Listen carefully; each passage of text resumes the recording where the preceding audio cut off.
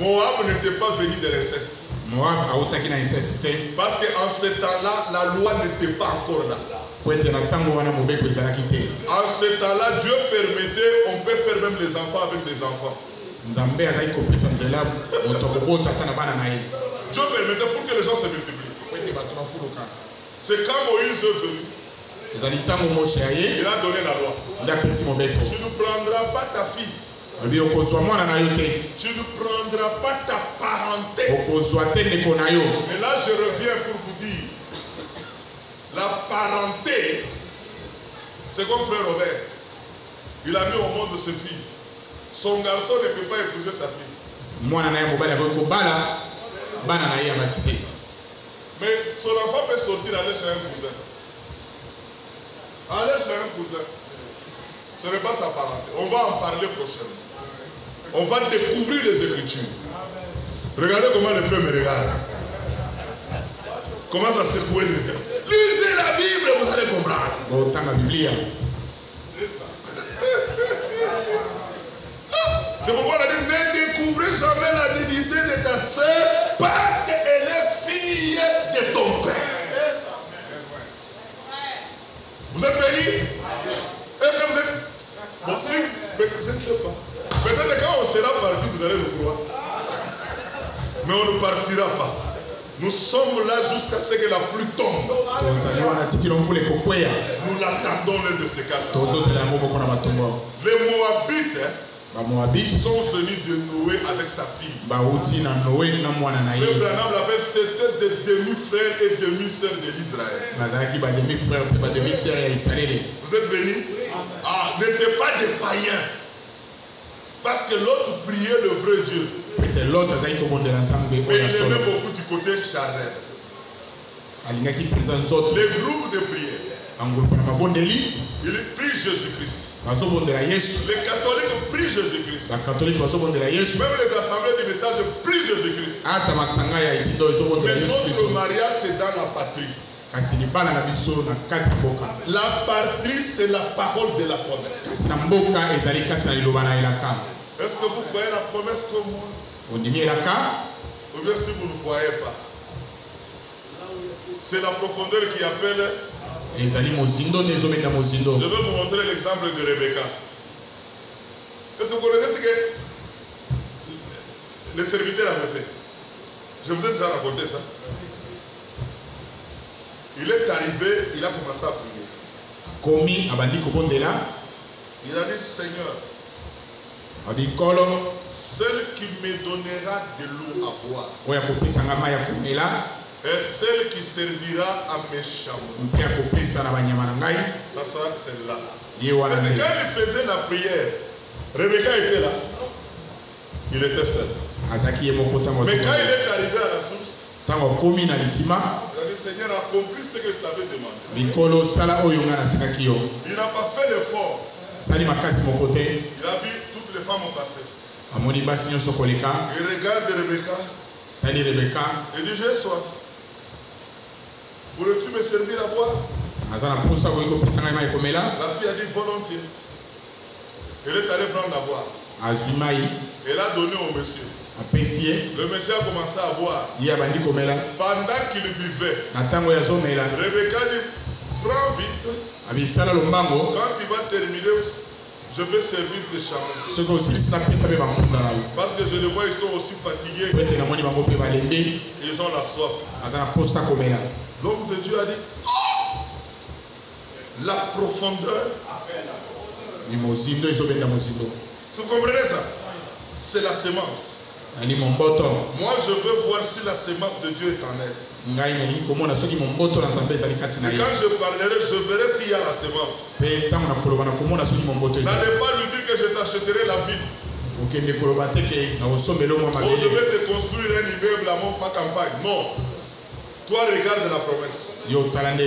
La profondeur appelle la profondeur. C'est comme ça que Rebecca a cédé. Et tout était parti.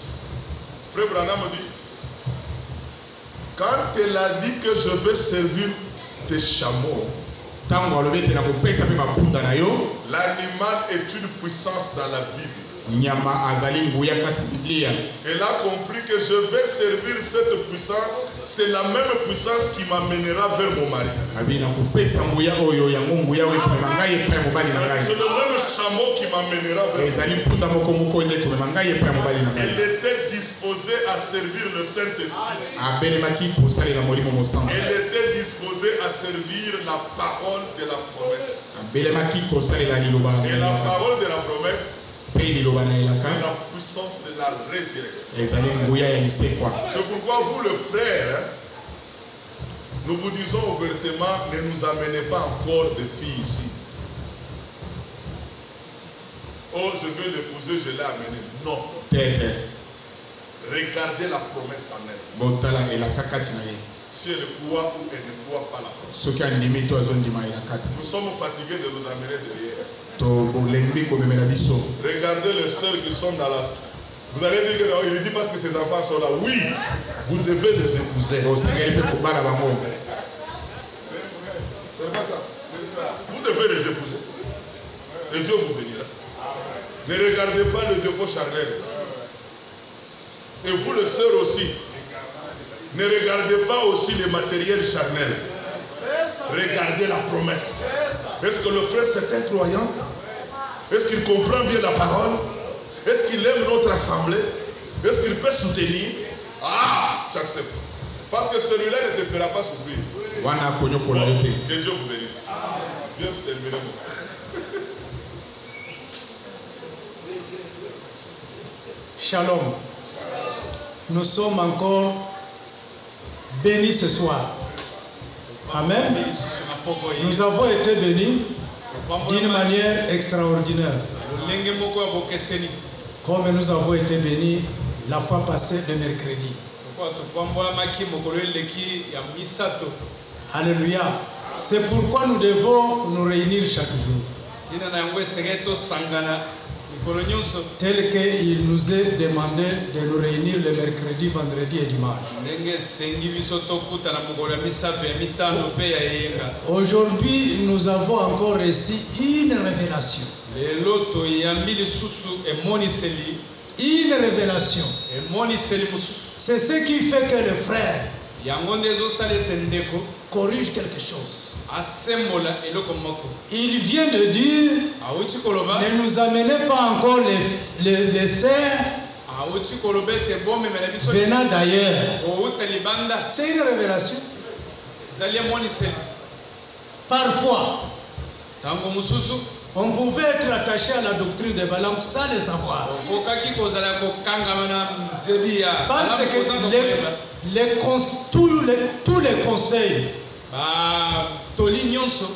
nous ont été proclamés ce soir pour éviter de s'attacher à la doctrine de Balaam. Amen. Nous venons d'écouter que les petites choses là que nous on négligeait étaient aussi, faisaient partie de la doctrine de Balaam. Critiquez votre frère sans cause. Pour simplement, pour raison simplement de nuire à sa dignité.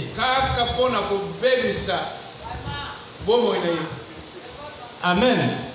Ça, on vient de nous dire ça aussi, non? Ça faisait partie de la doctrine de Balaam. C'est pourquoi nous devons être attention, nous devons faire attention. Alléluia. Et ici, le frère dit que nous n'avons pas un ministère maintenant. Le ministère local dont il est question quand on parle du ministère local, c'est le ministère de répétiteur. C'est le ministère de répétition. C'est qu'a dit le prophète et c'est qu'a dit frère Branham. Frère Franck plutôt. Frère Franck.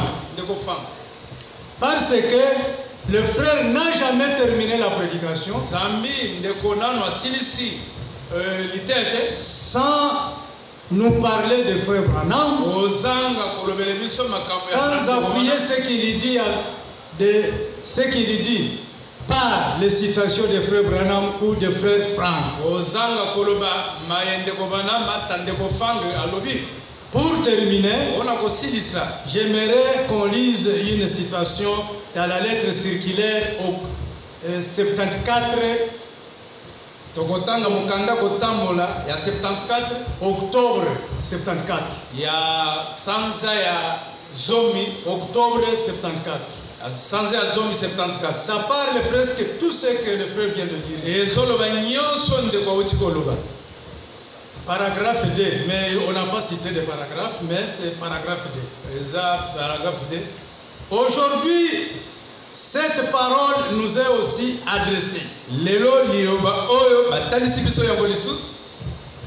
Dans tous les temps, le Seigneur a eu ses serviteurs qui ont proclamé aux Élis la parole de Dieu,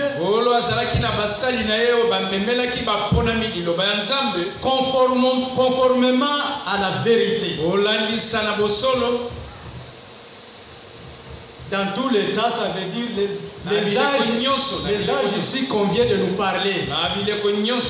Jusque maintenant. Cette parole révélée est actuellement prêchée au temps fixé par ceux qui ont reçu de Dieu.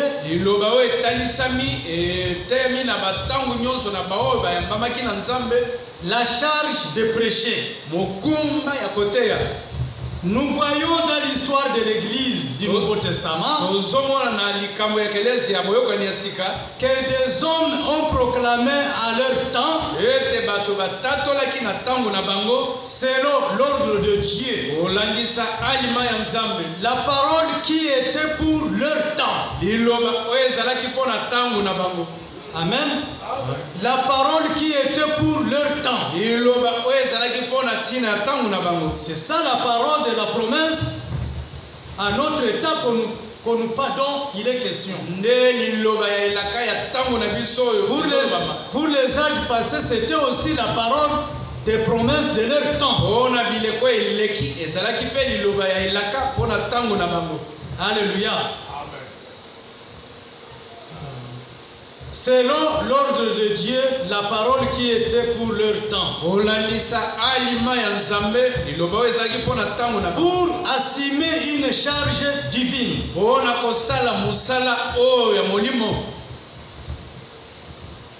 Il faut tout d'abord qu'il y ait la base, un appel direct de Dieu. Et ceux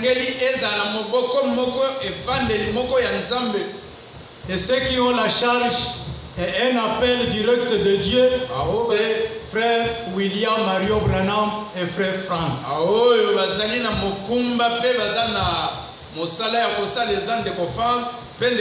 Sans cela, on est dans sa propre autorité et selon ses caprices. Et l'on en est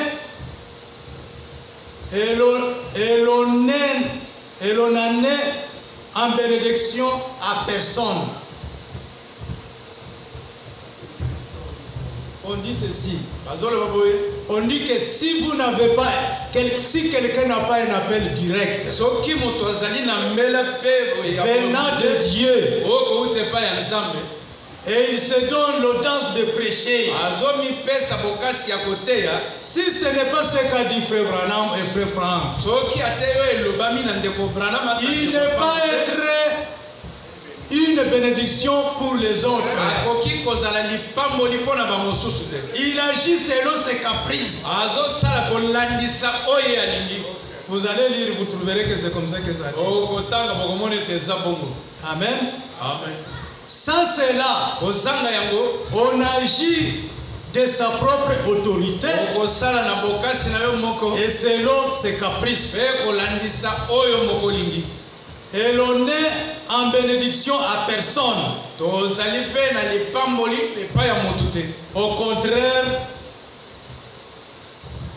Au contraire, on n'occasionne que des dommages. Que le Seigneur vous bénisse. À la fin, le frère Franck disait dans cette lettre-là que c'est ça ce que fait Branham. Et lui-même dit que c'est ce qui lui a été dit, que ton temps est arrivé d'aller de ville en ville pour apporter cette parole. Que le Seigneur vous bénisse. Ce n'était pas pour que je puisse encore parler, mais c'était pour fixer que les petites erreurs que nous commettons avec la parole du Seigneur viennent d'être corrigées. Et nous devons croire à cette parole. Parce qu'on nous a dit que si nous ne croyons pas à la parole révélée pour notre temps, la parole de la promesse de notre temps,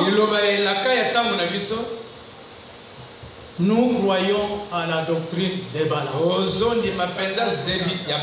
Alléluia. Amen. Le seul moyen d'éviter cela, c'est de croire à la parole de la promesse de votre temps. Que le Seigneur bénisse. Que le Seigneur bénisse son serviteur. Il va, le Seigneur. Nous allons prier que le Seigneur puisse encore les conduire de la même manière qu'il l'a conduit aujourd'hui. Pour que nous puissions continuer à être bénis. Alléluia. Et je crois que nous serons bénis toujours. Pendant que nous sommes en train d'écouter la parole de Dieu sur les âges, nous allons encore beaucoup écouter. Mais que le Seigneur dispose nos cœurs pour recevoir cette parole et aussi être souple à accepter la correction.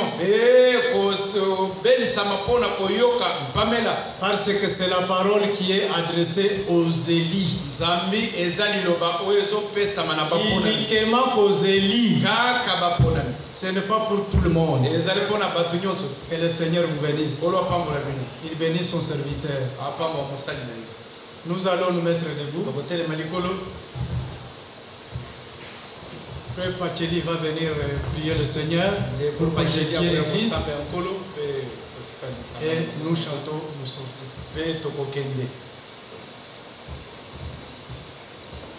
Nous allons prier.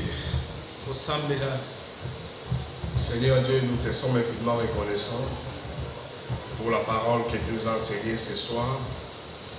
Tu nous as montré la voie des Balaam qui consistait à chercher les profits des dons que le Seigneur lui a donnés. Merci Seigneur parce que tu nous as également enseigné l'égarement des Balaam qui consiste à juger les frères ou les sœurs sur le plan charnel, à ne pas regarder à la promesse, à ne pas regarder à l'aspect spirituel. Merci Seigneur parce que tu nous as fait grâce de comprendre ces choses. C'est parce que nous étions dans ton économie, c'est comme ça que tu as voulu que nous puissions comprendre ces choses ce soir. Bénis richement Seigneur l'orateur du jour, bénis son interprète. Bénis également nous qui avions écouté Père Céleste. Nous voulons que tu nous accompagnes dans les chemins de retour, parce qu'il est écrit dans ta parole, je protégerai ton départ et ton arrivée. Que tes anges puissent camper autour de nous dans le chemin de retour. Seigneur, guéris les malades qui sont parmi nous, parce qu'il est écrit dans ta parole, il a envoyé sa parole et sa parole est guérie. Dans le travail, ceux qui sont au chômage, dans le nom précieux de ton Fils, Jésus-Christ Nazareth, t'avons ainsi prié. Amen.